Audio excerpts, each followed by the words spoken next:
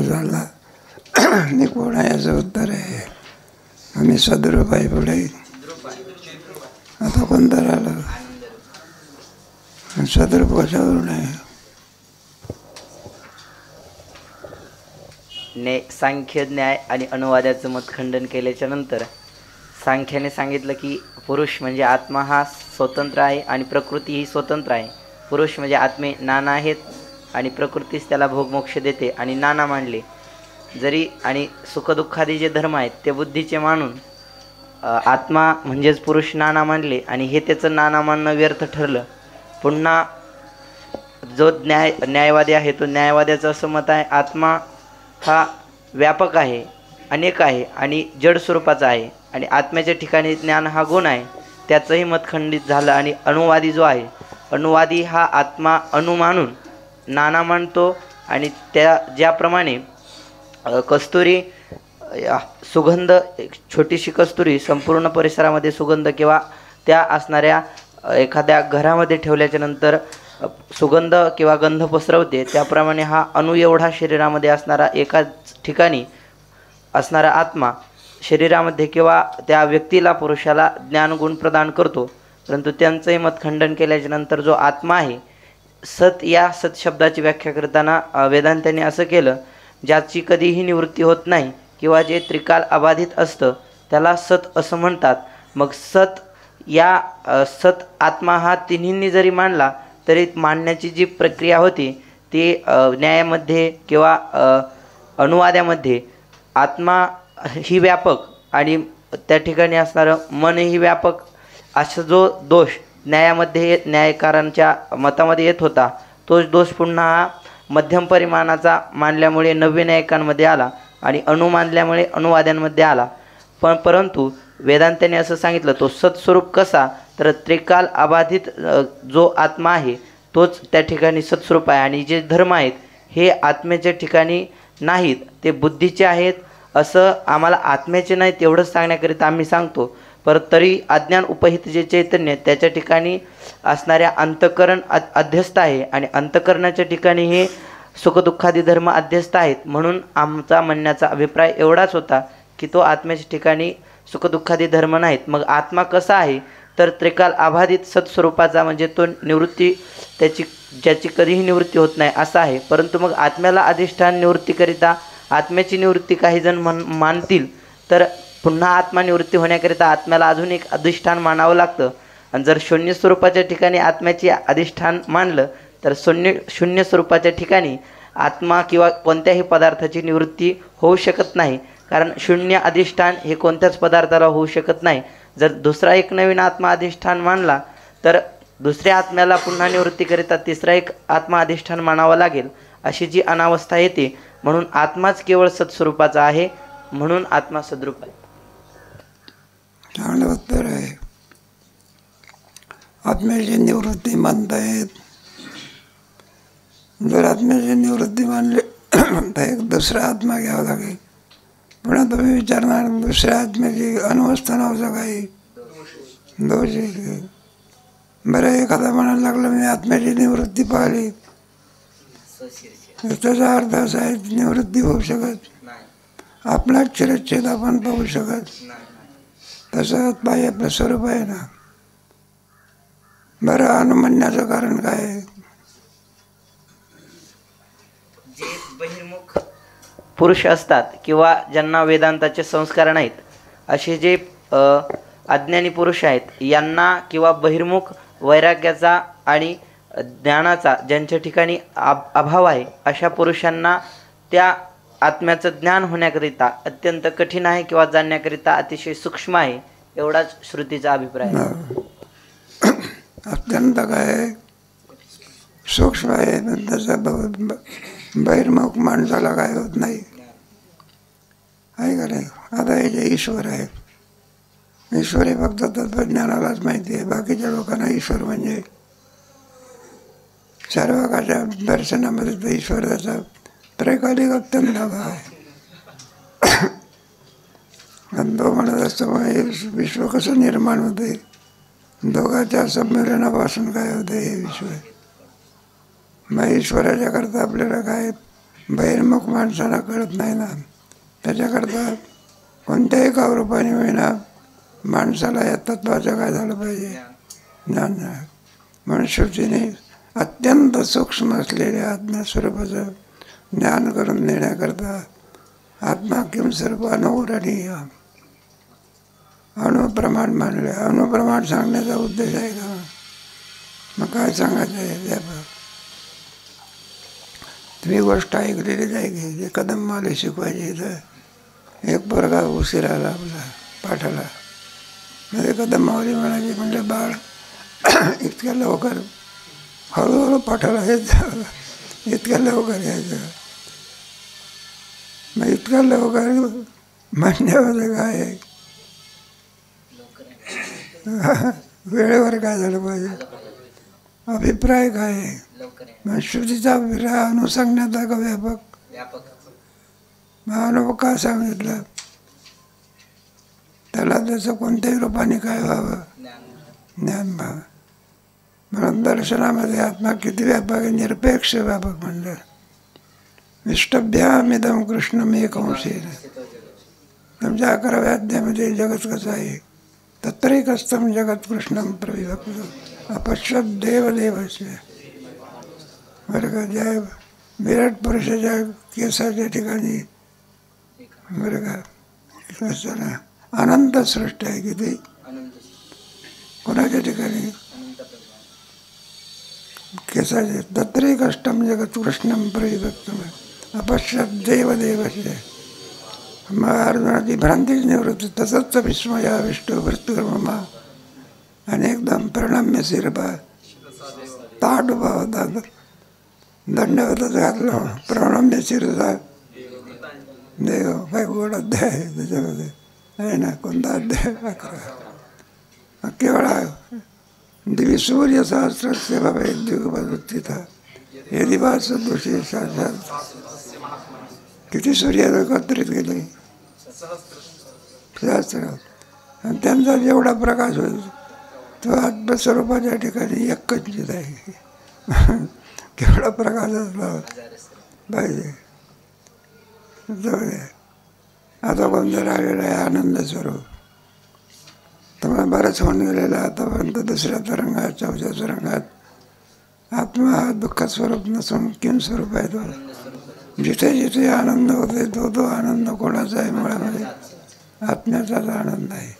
पण आपल्याला भ्रम होत असतो तो आनंद आत्म्याचा असून सुद्धा आपल्याला कसा भ्रम होत असतो तो आनंद कोणाचा आहे? विषयाचा आहे. एखादा श्रीखंड गोड झाला म्हणजे आपल्याला असं वाटतं ती गोडी दयाची आहे, पण ती गोडी दयाची नसून कोणाची आहे? साखरेची आहे. हे ज्ञान कोणाला असते? तत्वव्यक्ती. पैसा हृदयामध्ये मी नसला सर्व सुखाचा अभ्रांतासी काम. भ्रांत माणसाला असं वाटत असते विषयातच काय आहे. मरेपर्यंत विषय सेवन करतो पण कधी याची बुद्धी होत नाही. हे आनंद आत्म्याचा असून विषयाचा शेवटपर्यंत काय होतं नाही का? हे कोणतरी मनुष्याचं बरं विद्वत धावती, पण विद्वत्तेचा उपयोग काही करून होईना. शेवटी अंतिम अवस्था आली. कोणती अवस्था? आणि त्या अंतिम अवस्थेमध्ये साहजिकच आहे कोणी मनुष्य अंतिम अवस्थेमध्ये पण त्याला जागृती असावी लागत असते. त्या अंतिम अवस्थेचं म्हणजे नाही का अंतकाळच्या वेळेला सुद्धा त्याचं वर्णन केलं नाही. एखाद्या माणसाला अशी विंचू चावला म्हणजे किती दुःख होते. मराच्या वेळेला 1000 विंचूचं दुःख होते असं म्हणतात. प्रमाण आहे पण बरं का? किती? कोणत्या वेळेला? अंतकाळच्या वेळेला.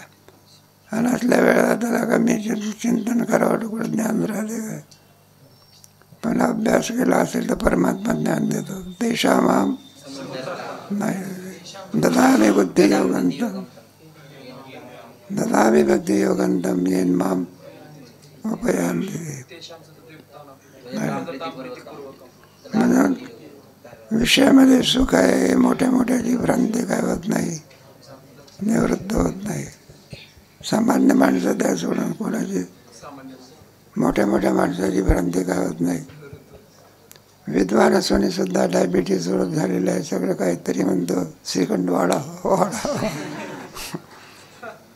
अरे पण डायबिटीज झालेला आहे, राम बोलवाय राम म्हणावलं नाही तरी मरायचं नाही तरी मग श्रीखंड खाऊनच काय खायला.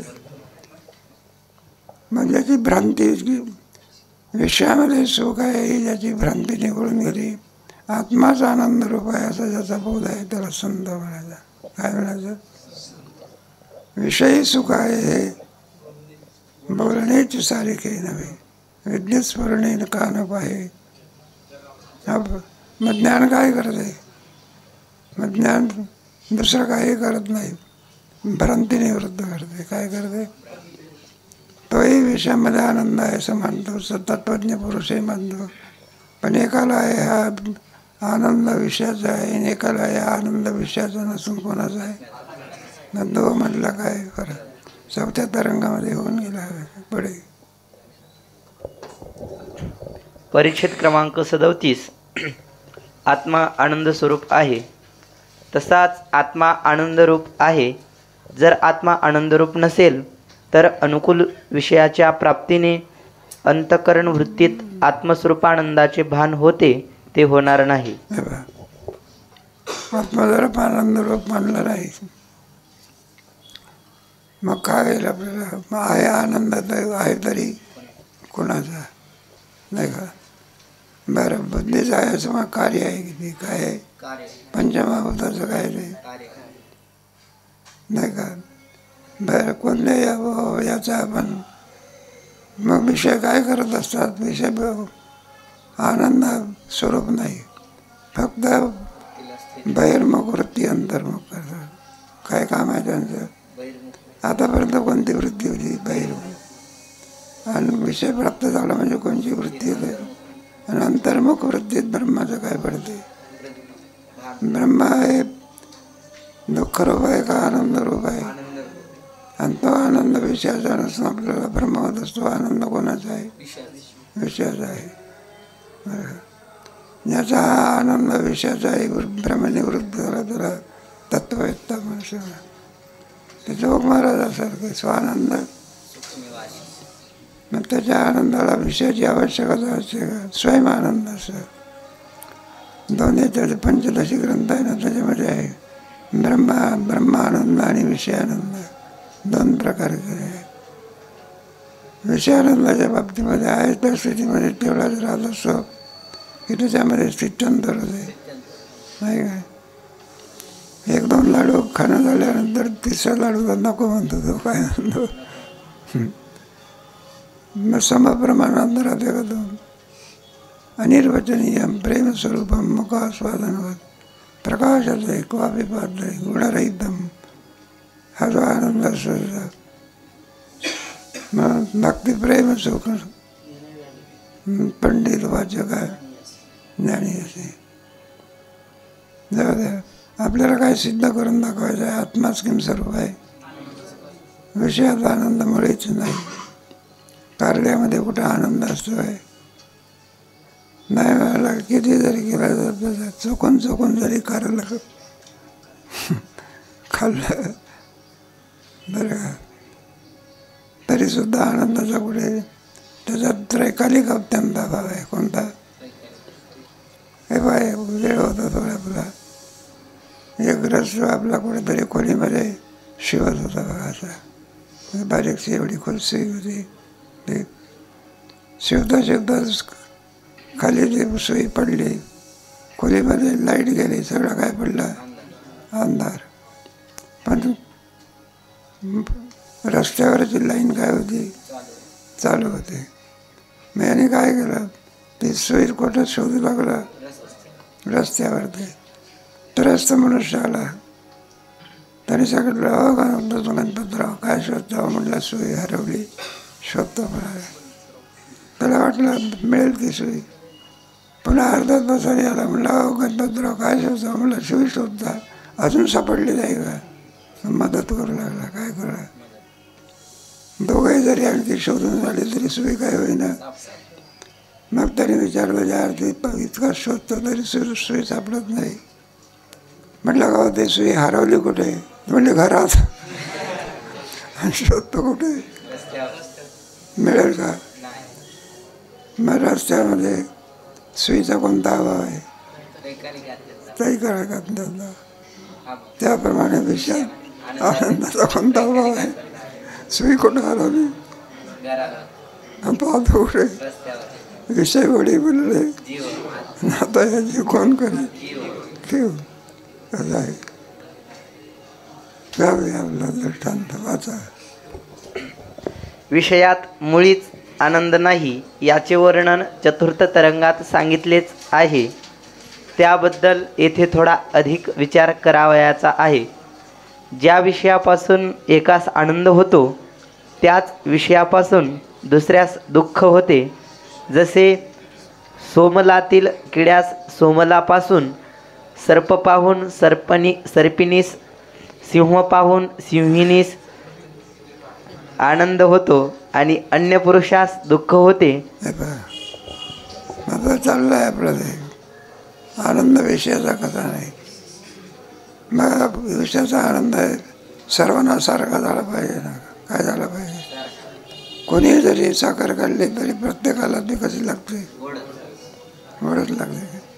आता इथे काय आहे, एकाला तो विषय पाहून आनंद होतो आणि एकाला विषय पाहून काय होत नाही, आनंद होत नाही. ऐकाने एखाद्या माणसाला म्हटलं साप साप, ते माणसाची काय गाळण उडते बघा. त्यांनी उड्यावर उड्या टाकतात. आणि तो साप सर्पिणीला काय होतो? सर्पिणीची ना सर्पाची मिसेस कोण? त्यांच्यात स्त्री पुरुष हा भाव जीवाच्या ठिकाणी आहे. मग कोणी असू द्या. काय आहे? वानर आणि वानरीन. मग तो विषय जर आनंद स्वरूप आहे तर आपल्याला केव्हा हे काय झाला पाहिजे? साखर कुठेही खा कशी वाटते. मग विषयाला सारखेपणा आहे का विषमपणा आहे त्याच्यामध्ये? एकाला अनुकूल आहे तर एकाला काय प्रतिकूल आहेत.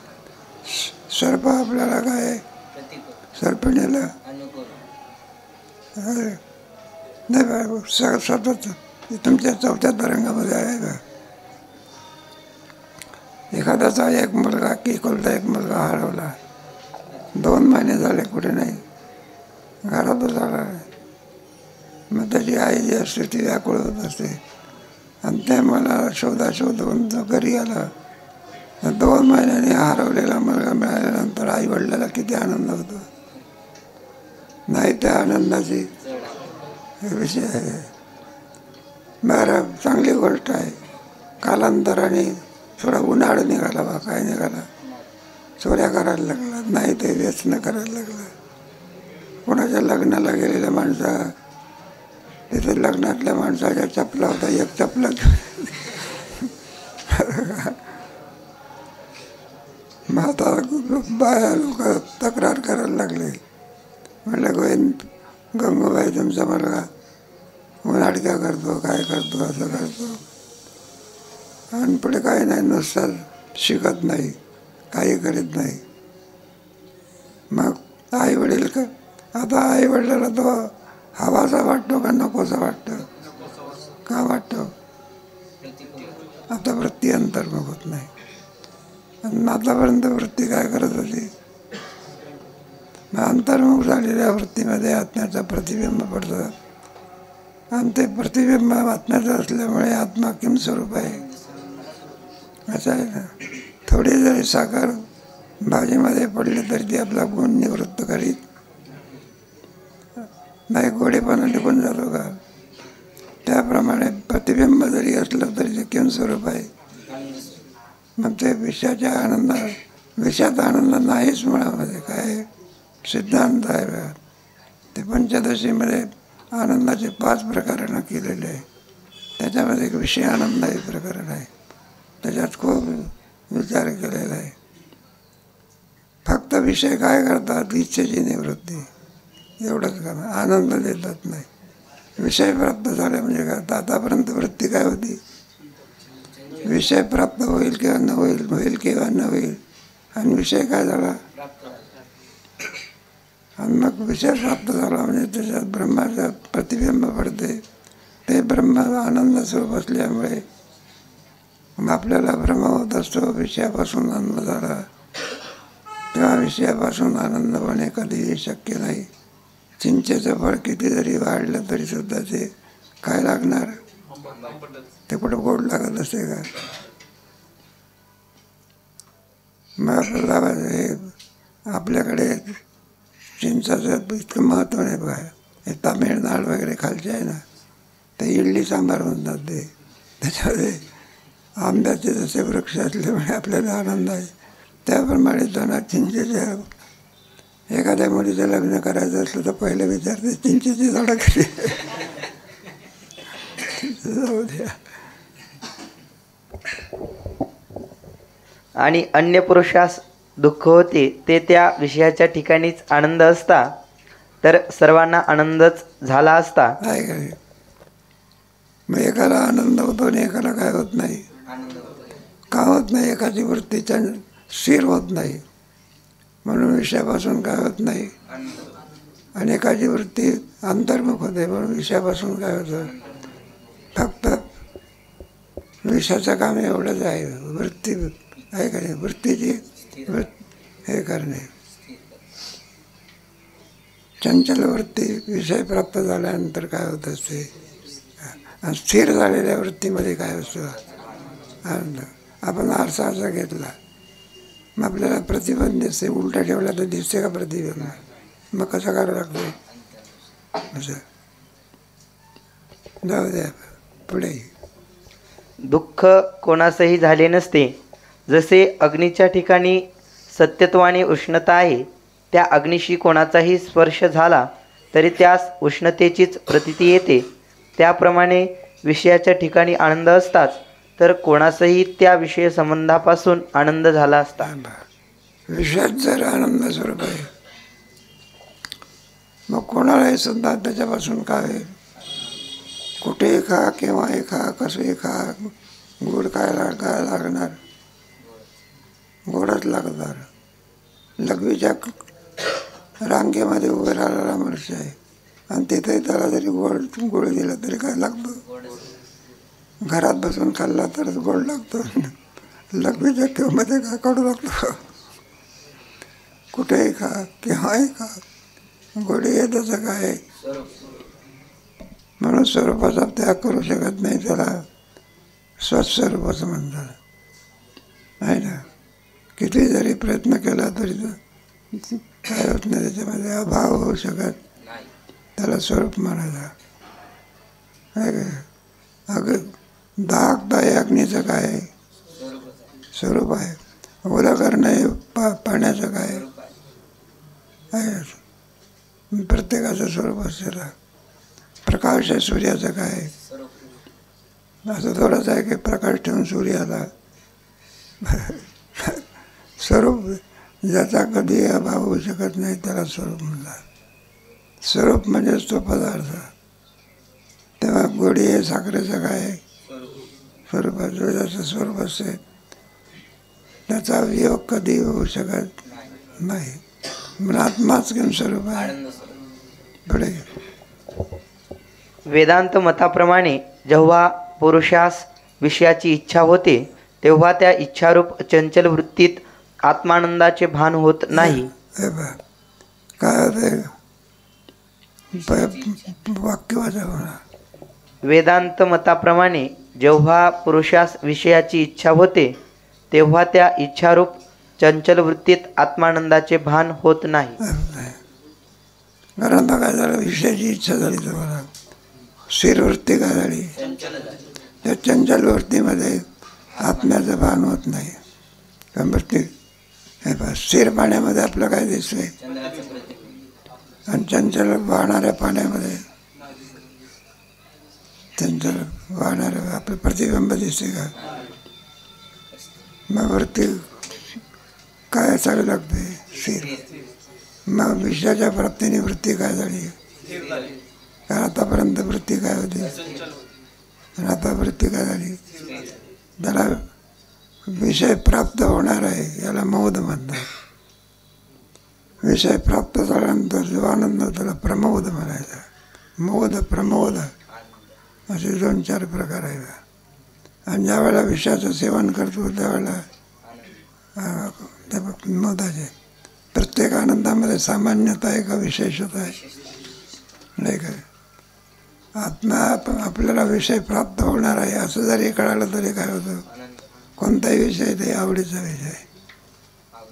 कोणता विषय? आवडीचा विषय. मिळाल्यानंतर अधिक आनंद, आणि भोगात तर त्यापेक्षा अधिक आनंद असं आहे. मग या आनंदाचे प्रकार कशामुळे झाले? तेव्हा विषयाने आनंद आणून दिला नाही. मग विषयाने कोणतं काम केलं? चंचल वृत्ती स्थिर केली. मी एवढंच काम करतो. त्याचं काम किती असं प्रत्येकाचं काम राहतं आहे. एखादं कुठं जेवण असलं म्हणजे एक दारावरचा मनुष्य, एक वाढणारा मनुष्य, प्रत्येकाचं काम काय असते? दारावरचा मनुष्य असतो, पास असल्याशिवाय येऊ द्यायचा.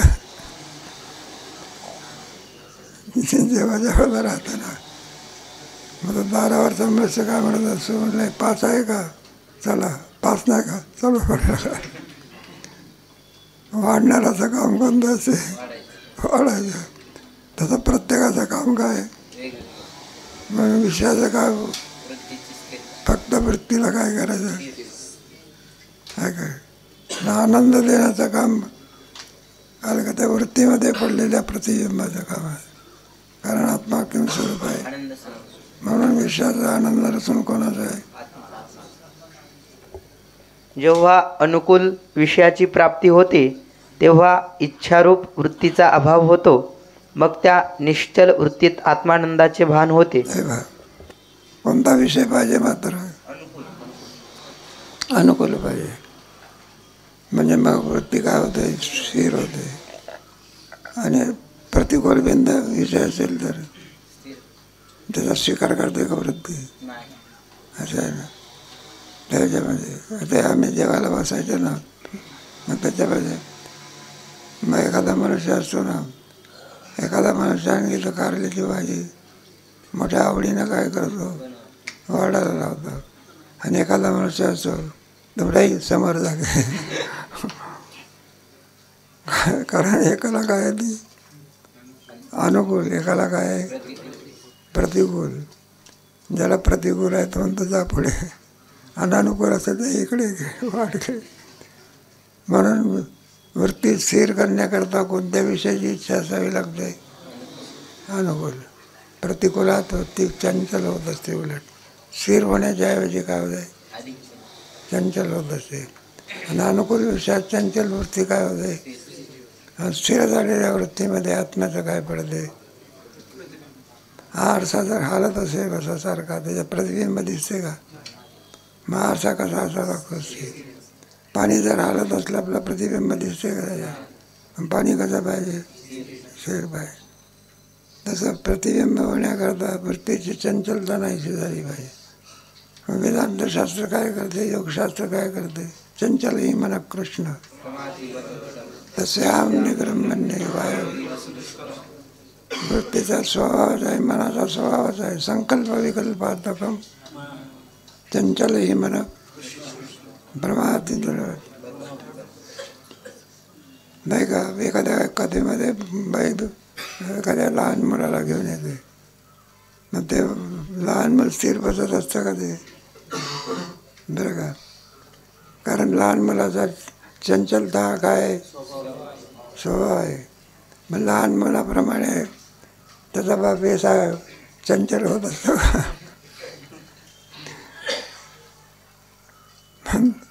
आणि जर तो लहान पोर काय करायला लागलं तर बाप मारतोय म्हणलं होते लहान मुलाला काय करतोय? चंचलता लहान मुलाचा काय स्वभाव आहे. नाही माना लागते. ते काय 50 वर्षाचा आहे का स्थिर बसायला? मग काही काही विषय असतात. जाऊ एक माणूस आपला पोते सांगायचा, आणि ते पोते बरं का, त्याच्यातली माणसं कधी उठून जायची, काही बसायची, काही वर पाहायची तर काही इकडे पाहायची. मग त्याला फार वाईट वाटायचं. म्हटलं बा आपण एवढा मोठा वेदांत सांगतो, काय लोक आणखी त्या पाहिजे तसं ऐकत नाही म्हणतो. मग माजरीचा दृष्टांत त्याचा कशाचा, बघा म्हटलं हे माजर कशी ऐकते. माजर स्थितप्रज्ञाचं का, आपले माजर कशी सुंदर ऐकते म्हणलं. आता तुम्ही माणसं असून हे सुद्धा काय होत नाही, स्थिर ऐकत नाही.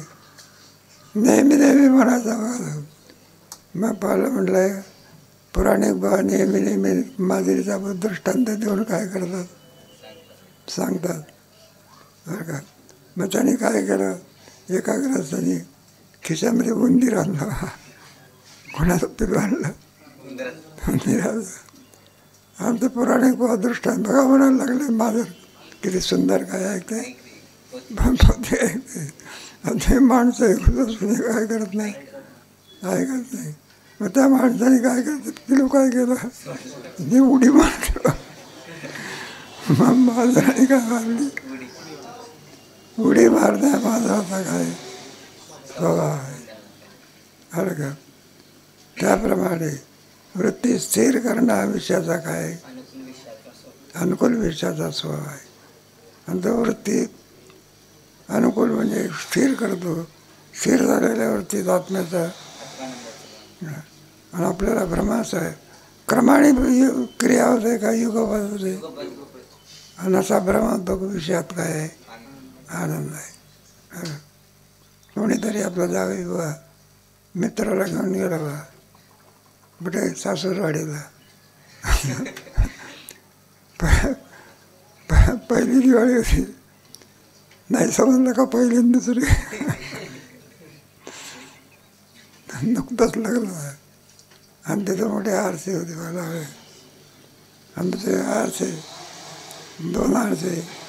एका आरशामध्ये आपला त्याचा मित्र बघायला लागला तोंड, एका आरशामध्ये जावई बाबा लागले. ते काय झालं बघायचं, जावई बाबा बघायचं तर नाक वाकडं दिसायचं, काय द्यायचं. मित्राकडे पाहिलं, अरे म्हणलं त्याचं नाक कसं दिसते सरळ, माझं काय दिसते. म्हणलं आरसा नाही का, आरशामध्ये काहीतरी दोष असला पाहिजे. म्हटलं तो चांगला आरसा आहे, मित्राचं नाक कसं दाखवतो, आणि आम्हाला वाईट आरसा आहे, माझं नाक काय दाखवतो. म्हणलं असला वाईट आरसा ठेवून काय करायचं आहे, एवढा दगड आणला. हो जावई बा काय करता, काय करता. नाही म्हटलं असला वाईट आरसा माझा नाक काय दाखवतो. म्हटलं हे असं असं आहे. मग त्याची समजूत घातली. आरशामध्ये आरसा वाकडा नाक दाखवतो काय, असं मुळातच नाक आहे. त्याला भ्रम झाला कोणता, आरसा नाक काय दाखवतो. तात्विकदृष्ट्या वेगळा विचार केला तर मग आपल्याला भ्रम झालेला आहे. विषयातच काय आनंद आहे. मुळामध्ये विषयाचा आनंद नसून कोणाचा येतो. म्हणून सर्पिणीचा इच्छाविषयी सर्प तो पाहून तिच्या क्षणमात्र स्थिर अंतःकरण वृत्तीत आत्मानंदाचे भान होते. उलट सर्पास पाहून प्रतिकूल ज्ञान झाल्यामुळे त्याच्या त्यागाच्या प्रयत्नात अंतःकरण वृत्ती अतिचंचल असते, म्हणून दुःख होते. सर्पिणीला सर्प पाहून काय होतं, कारण त्याचा अनुकूल विषय आहे. कोणता विषय, वाघाच्या पिला पाहून त्या वाघिणीला काय होतं, बकरी दिसली तर थोडा वेळ दिसते, आणि शेळी थोड्या वेळाने कुठं जाते वाघाच्या, कारण नाही ना.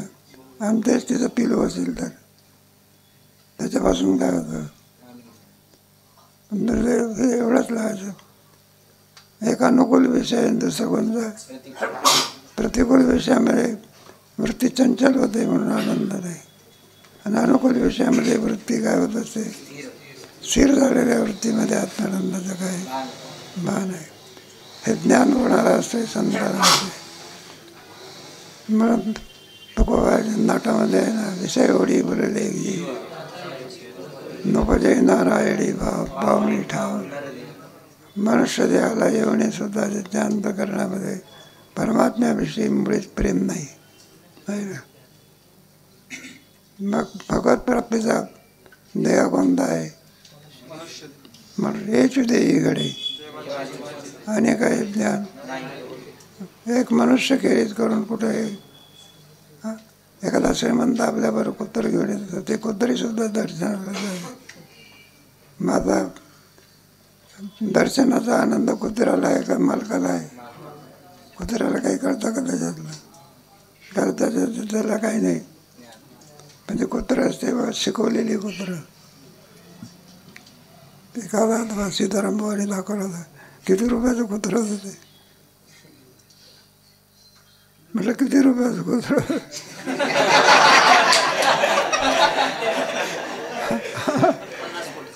50 कोटी रुपयाचं.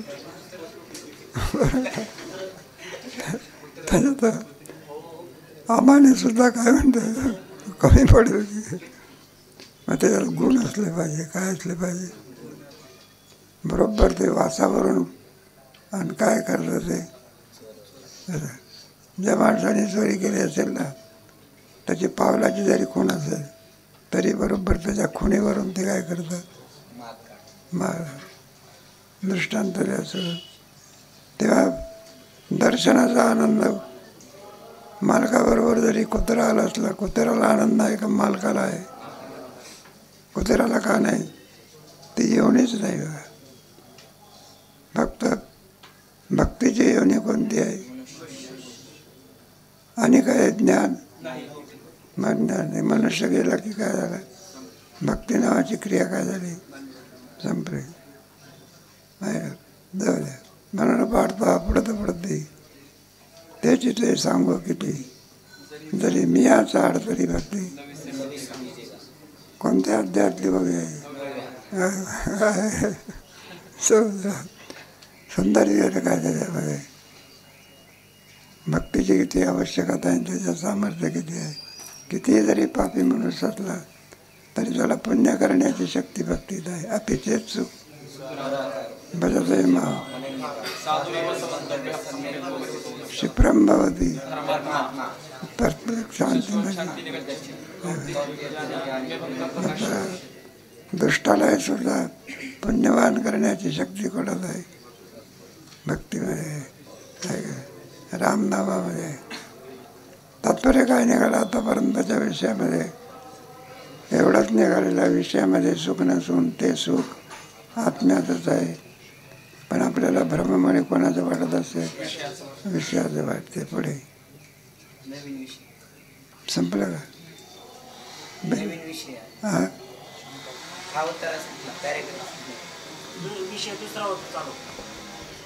दुसरा विषय लागला. बरं, दुसरा विषय चालला. 6 पण वाजले की दुसरा विषय कधी घेऊ होता?